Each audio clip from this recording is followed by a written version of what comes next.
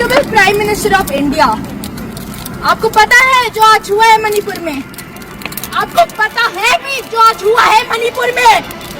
आप बोलते हो कि पीस है, आप बोलते हो कि शांति है, but what is, where is that piece?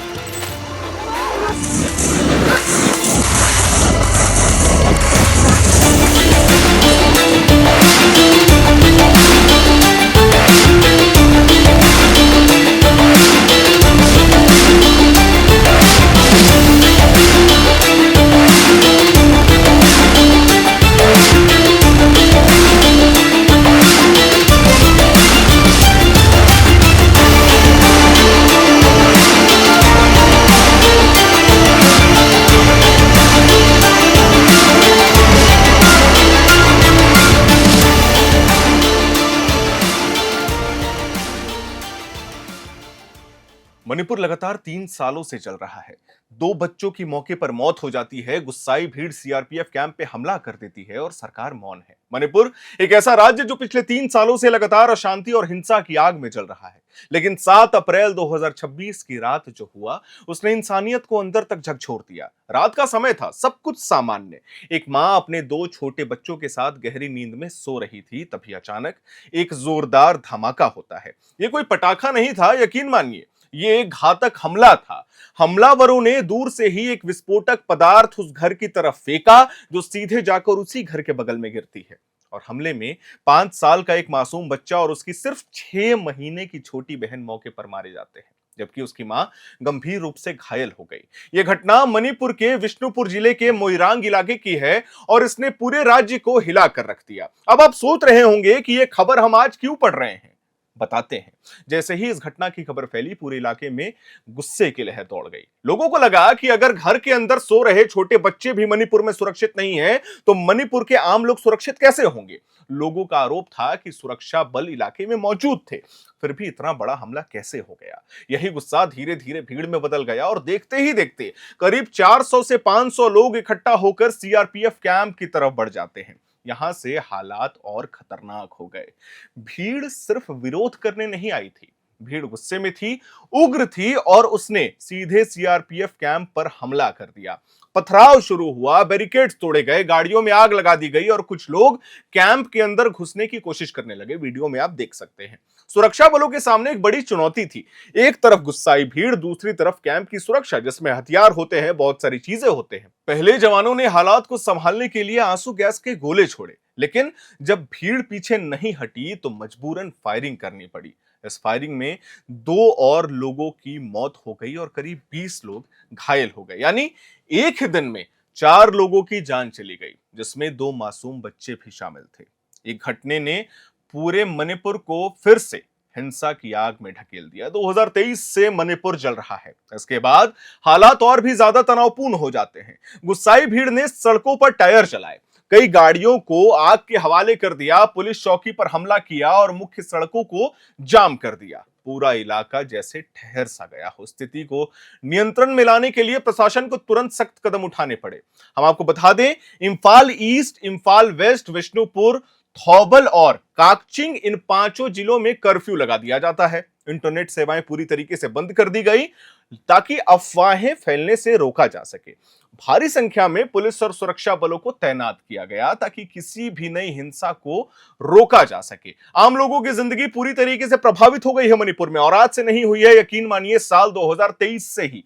8 अप्रैल 2026 यानी आज का दिन जो है, आज की सुबह है, उसमें प्रशासन का यह कहना है कि स्थिति पूरी तरीके से तनावपूर्ण है लेकिन नियंत्रण में है। कोई भी हिंसा की खबर सामने नहीं आई, लेकिन माहौल अब भी बेहद संवेदनशील बना हुआ है।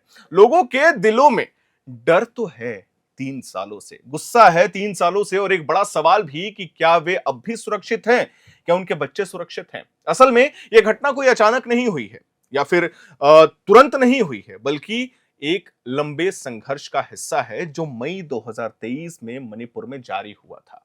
यहां मैदानी इलाकों में रहने वाले मेइती समुदाय और पहाड़ी इलाकों में रहने वाले कुकी-जो समुदाय के बीच जातीय हिंसा लगातार चल रही है।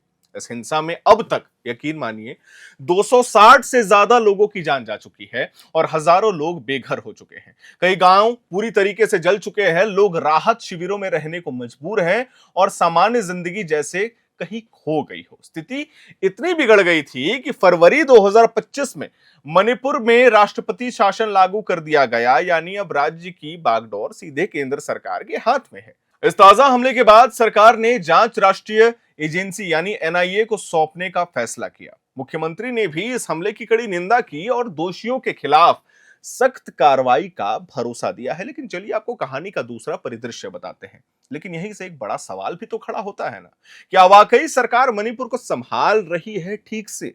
3 साल गुजर गए, चलिए बहुत सारे नेता वहां गए हैं, क्योंकि अगर गहराई से देखा जाए तो पिछले 3 सालों में हालात पूरी तरीके से काबू में आते नजर तो नहीं आए हैं। राष्ट्रपति शासन लागू होने के बाद उम्मीद थी कि हालात तेजी से सुधरेंगे, लेकिन जमीन पर तस्वीर कुछ और ही दिखती है।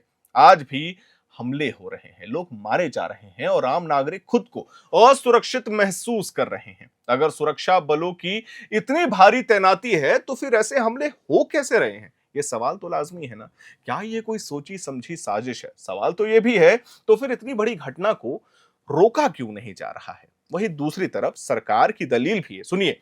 सरकार का कहना है कि मणिपुर का मामला बहुत जटिल है।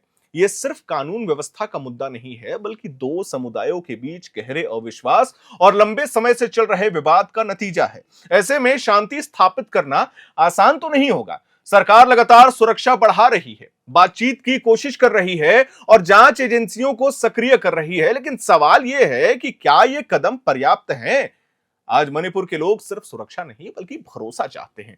2027 में मणिपुर में चुनाव होने हैं, यानी कि ठीक अगले साल। भरोसा कहां से आएगा? क्या बच्चे सुरक्षित हैं? और भरोसा जो आज लोग ढूंढ रहे हैं मणिपुर के हर गली में, हर कोने में, हर मोहल्ले में, वो कहीं ना कहीं सरकार उसे पूर्ति नहीं कर पा रही है। एक और सच्चाई यह भी है कि देश के बाकी हिस्सों में मणिपुर की खबरें अब पहले जैसे सुर्खियों में नहीं रहती। याद होगा, सबको लगता है कि 2023 से यह मामला चल रहा है, उतना तूल इस मुद्दे को हम नहीं देंगे। क्यों? 3 साल से मणिपुर मणिपुर मणिपुर सुन रहे हैं, डेली कुछ ना कुछ होता है, तो कहीं ना कहीं यह खबर करने का उद्देश्य भी यही था कि मेन स्ट्रीम मीडिया से मणिपुर का मामला जो था, मुद्दा जो था, वो कहीं खो गया था, बिखर गया था। आज सबसे बड़ा सवाल यही है कि क्या मणिपुर को उसकी किस्मत पर छोड़ दिया गया है? क्या सरकार की प्राथमिकताओं में यह राज्य कहीं पीछे छूट गया है, या फिर सच में हालात सुधारने की पूरी कोशिश हो रही है? इसका जवाब तो आप दर्शक हमसे बेहतर दे पाएंगे। जो लोग इस वीडियो को मणिपुर से देख रहे हैं वो बेहतर दे पाएंगे। असर नहीं दिख रहा, यह भी तो सवाल है। एक तरफ देश में विकास, प्रगति और वैश्विक ताकत बनाने की बातें हो रही हैं, वहीं दूसरी तरफ कुछ ऐसे राज्य हैं जिनके लोग आज भी डर के साये में जी रहे हैं। ये सिर्फ एक राज्य की समस्या नहीं, ये पूरे सिस्टम की। क्योंकि हम कहते हैं ना कि बहुत सारे लोग ये सवाल उठाते हैं, लगातार ये सवाल उठाते हैं कि क्या नॉर्थ ईस्ट सच में भारत का अंग है, हिस्सा है? मणिपुर लगातार ये गुहार लगा रहा है कि हम भारतीय हैं, हमें शांति चाहिए। जो भी मामला 2 समुदायों के बीच मणिपुर में लगातार चल रहा है, उसके लिए भारत सरकार लगातार काम कर रही है। लेकिन सवाल तो फिर वही उठता है, 3 साल से ये मामला चल रहा है, लेकिन आज तक इसका कोई भी समाधान कोई नहीं निकाल पाया। खैर, अब सबको उम्मीद तो यही है कि 2027 में चुनाव होने हैं, यानी कि ठीक अगले साल। क्या मणिपुर का किस्मत, क्या मणिपुर का भविष्य बदल पाएगा? इसका जवाब आप दर्शक हमसे बेहतर देंगे। मुझे पता है कई जिलों में, खासकर 5 जिलों में कर्फ्यू लागू कर दिया गया है, इंटरनेट सेवाएं बंद कर दी गई हैं, बहुत सारे विजुअल्स वहां से बाहर नहीं आ पा रहे हैं। लेकिन अगर ये वीडियो नॉर्थ ईस्ट में किसी भी कोने में जाता है, आप इसको देख रहे हैं, तो आपका क्या सुझाव है, क्या सोचते हैं इस विषय को लेकर के, ये हमें कमेंट बॉक्स में जरूर बताइएगा। मैं उम्मीद करता हूं आज की हमारी ये जानकारी और रिपोर्ट आपको पसंद आई होगी। और यकीन मानिए, हम वो मीडिया नहीं है जो केवल वायरल खबरों को पकड़े। हम वो खबरों पकड़ते हैं, वो खबरों पर ध्यान देते हैं जिन खबरों को अक्सर लोग अनदेखा कर देते हैं। वीडियो को लाइक करें, शेयर करें, हमारे चैनल को सब्सक्राइब करें। कैमरे के पीछे मौजूद है मेरे सहयोगी अभिषेक मुकुंद, मेरा नाम है हर्षित और आप देख रहे हैं एयर नाउ।